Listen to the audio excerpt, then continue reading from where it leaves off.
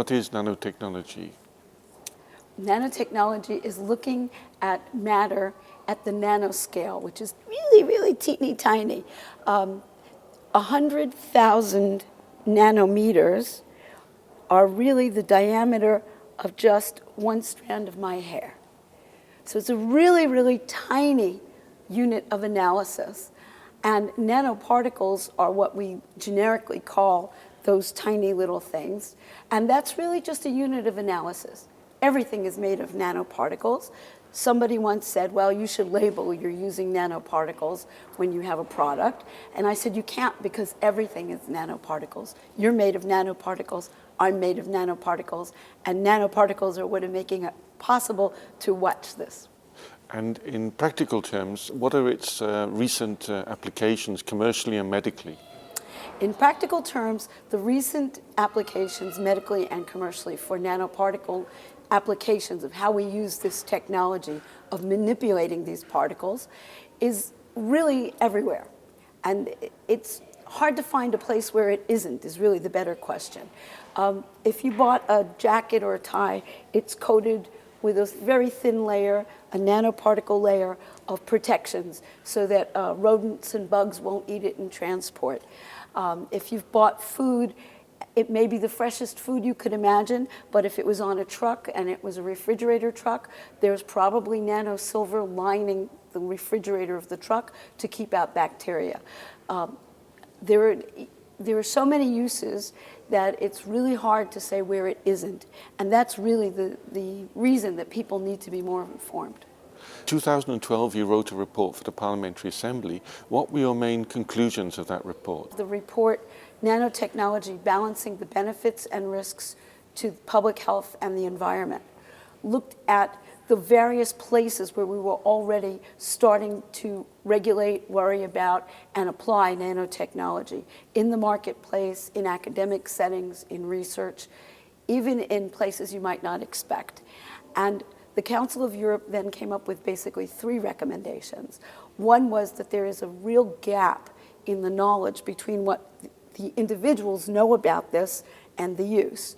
And that's very important for policy.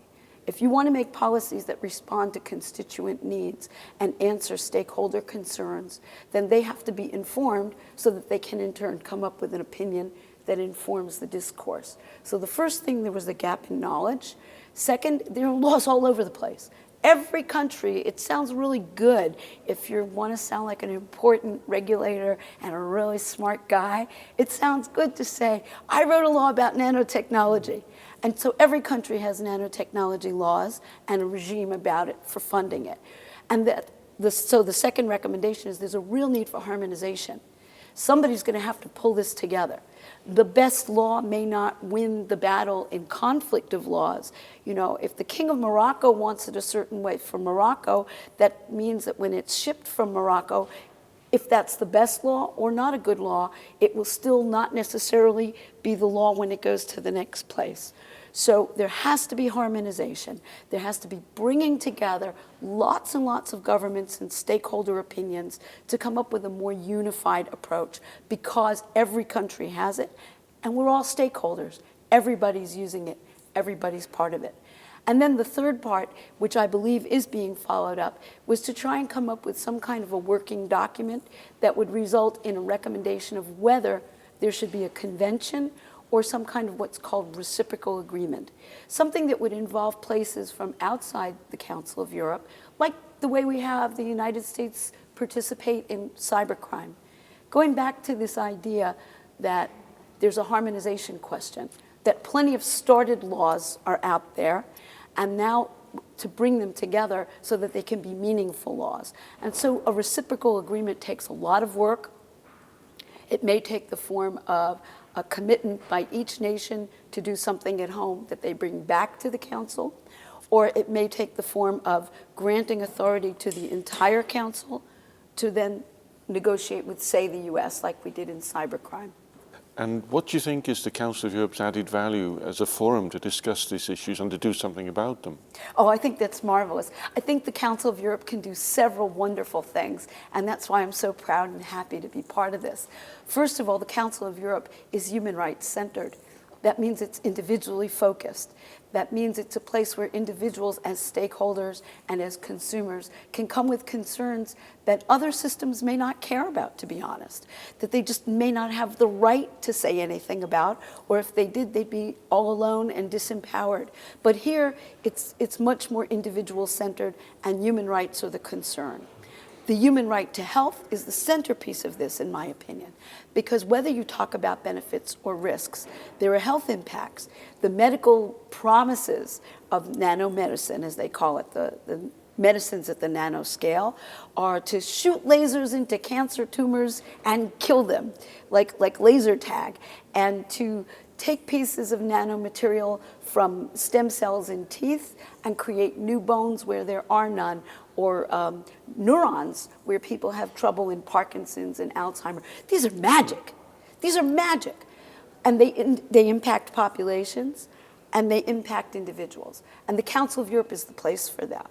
Plus, the way that ideas are exchanged so freely in terms of the non-governmental parties, the individual stakeholders, and the whole group of ministers in committee, these things are much, much more accessible to individuals than you see in other government bodies. And that's very exciting, because this is something that affects people both globally. You get on an airplane and the upholstery has nano silver on the fabric, and the wings are made with nanotechnology applications to make them lighter and easier to direct in the sky. And then you sit down and you have a food that's been packaged with nanomaterials on the exterior to preserve it, and you may have some choices to make. So to me, it's both global and individual, and that's what the Council of Europe does best. You wrote your report in 2012. What has changed in the interim in terms of both technology and the legislative framework? Well, since 2012, we've seen developments in the legislative arena and in the research areas. First, I'll say that legislatively, it's pretty much as I had expected. Places that had fledgling laws, places that had strategies for funding but didn't know yet what they wanted to regulate, have started to move forward with serious drafts. The World Health Organization in 2012 had a draft discussion about how workers who are impacted in labs and direct uses of nanomaterials should be protected. The US EPA had at the time something called a stewardship program where people could register their nanomaterials and then get feedback and permissions. And now these things are becoming codified. We're on the same trajectory. It's moving the same way. So far, no real surprises, but in 2012, they were promises of legislation. They were ideas, and now they're starting to work their way through legislative process. This is the time when individuals and the Council of Europe representing individuals should get in there and have their say, because once those rules are hardened and codified, it's very hard to change them. But they're not yet done. And we're seeing all over the world that sort of next layer, from having an idea we should do something and throw some money at it, to now here's what we'd like it to do. What we're seeing in research is somewhat similar. Things that were ideas that required more time to really know if they were going to work or not, especially in the small and middle-sized enterprises, are beginning to take form. If they're really good, they tend to be bought up by a bigger enterprise who will then use them. And if they're not very good, they tend to fall away, more or less, not exactly. And we're seeing some really amazing things. We're seeing, for example, Google has announced that they're going to have an artificial skin using an application of nanotechnology. And this sounds really simple and silly, but in fact, for anybody with prosthetic devices, this is going to be huge, because even if they've lost their limb, no matter what it is that they use instead, no matter what kind of mechanism underneath, on the exterior they will not look different, and they will not have disability in the traditional way we've thought of it. This is magnificent. And there are lots of things like that that are in the pipe. What area of nanotechnology do you think would make the most difference to us as humans? Well, I think the area that's going to make the most difference, and that's really fascinating to me as a lawyer and a public health professional, is how it's going to change our ideas of health and disability. We know that we're going to have pre-symptomatic treatments, not just testing, for things like cancer, where I have a colleague in Japan who has a carbon nanotube web that can trap cancer cells that will be implanted in the body. It's already in clinical trials and will trap those cells. And theoretically, you will at least delay, if not completely avoid cancer. So is that person healthy because they're able to walk around and function like before? Or are they disabled because were it not for this thing that you've done, they would be very ill and they still have that cancer with them? This is an insurance question. This is a social question for society of who is healthy and who is not. It is a question for how we view aging, as people will have these treatments that will keep them alive, and they'll get really sick, and then they'll get treated, and they'll be healthier than they were 10 or 15 years before. And they'll want to go back to work, and they'll want to do a whole bunch of stuff that we don't traditionally think of really old, sick people doing. So it will redefine both the paradigm for what's healthy, which is a very good thing, and the paradigm for what we think of as disability. And that is an area where we have only recently started really clearing up what are the rights and the accommodations and the benefits of treating disabled people as healthy, of what we call the healthy disabled. We're going to have a huge healthy disabled population. It's very exciting. Now, the one thing that I think we have to look at carefully in that is vulnerable populations. Obviously, the disabled population is going to change in its character. There will be some people who will continue to have disabilities we can't deal with, and they will be different than people whose disability can be treated, if not cured.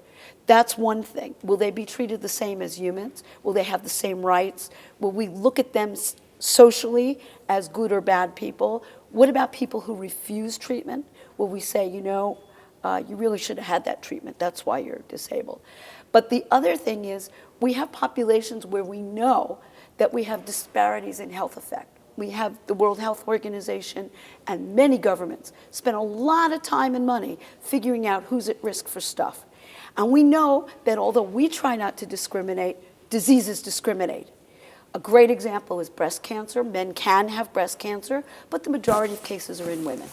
So the time is now to think about how society approaches these ideas and what we think of these problems, and take apart, deconstruct the way we have dealt with them in the past, so we don't repeat these mistakes of some people have a health disparity because their health problem has not been looked at in a more objective, even-handed way. We can do this now. We can jump in that window and fix problems that we've had for centuries. And that's the marvelous change from nanotechnology.